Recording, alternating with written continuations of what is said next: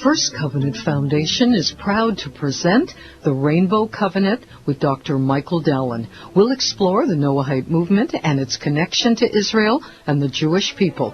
For information, online, rainbowcovenant.org, firstcovenant.com, or call 1-313-891-1920. Okay, my buddy, Michael Dallen, is joining us this morning, and he is the most talented writer of all, the Rainbow Covenant, the incredible newsletter that's now on your website. Michael, thanks for being with us. How are you this morning? Great, Zelda. Pleasure being here. What's the weather like in Detroit? Gray. Gray? Well, it's more than gray here. It's more than gray. Okay, my question to you, in the newsletter, you cover this and answer a lot of questions. The Quran teaches that Allah withholds human free will. How do you withhold free will? All our society, human society, is free will, good, bad, or indifferent. Well, you may have noticed that the Muslim countries aren't the garden spots of the planet. And, I mean, there's a correlation to desertification and illiteracy and every other human ail in the Muslim world. I remember this study about the Sahara Desert. How did it get to be such a horrible desert? And it was largely man-made activity, not just in Roman times, but later in the ghastly, Arab and Muslim agricultural processes that ruined it. They'd ruined the land of Israel as well. Muslim is a dream. You live in a dream. Everything is Allah's dream.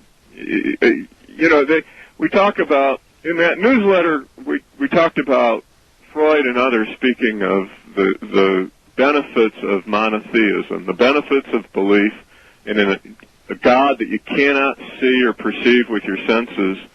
And Islam is very monotheistic, allegedly. They believe in a tangible, material Satan.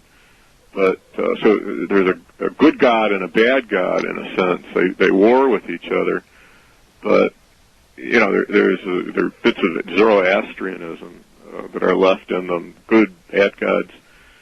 And I mean that's one thing.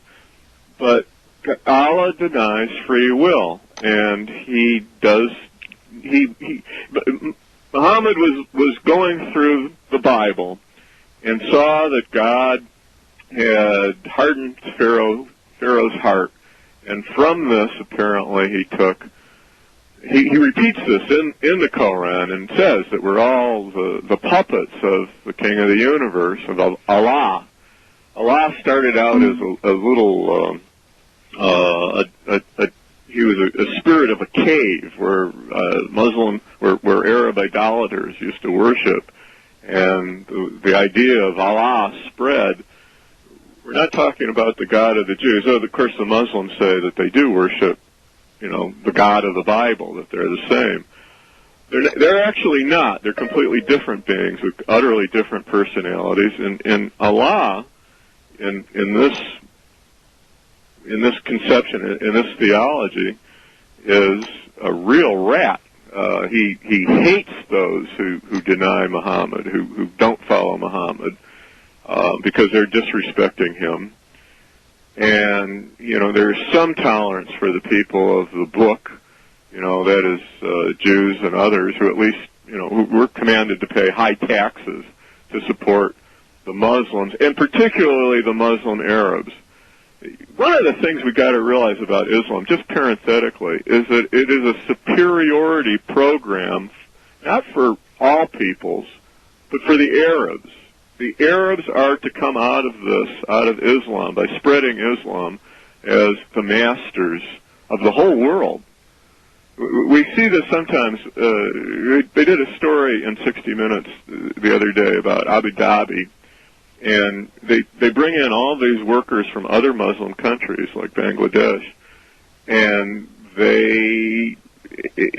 and Pakistan and in Indonesia, and they treat them like dogs, and they pay them as little as possible.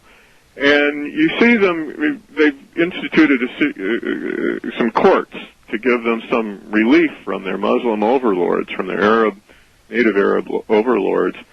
And you see them, and they're like on the ground practically, while the Arabs sit up high in clean robes and run things.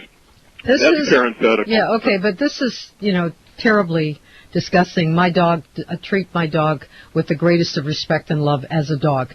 Michael, this conversation could go on for a long time, but we don't have any more time to discuss it. But I think that I would like to discuss maybe the next time why Freud and why academics are so, are so against God. So, they're atheists. But we'll wait. Because they're smug, because they don't know what we know today, and they worked on wrong science in the past. All right. Well, we'll talk about next time. Come and read the book. Come and read the newsletter. Yeah, absolutely right. Michael Dallen, you're going to do the website. Much. Thanks so much. The Rainbow Covenant with Dr. Michael Dallen has been made possible by First Covenant Foundation. Online, rainbowcovenant.org, firstcovenant.com, or call 1-313-891-1920.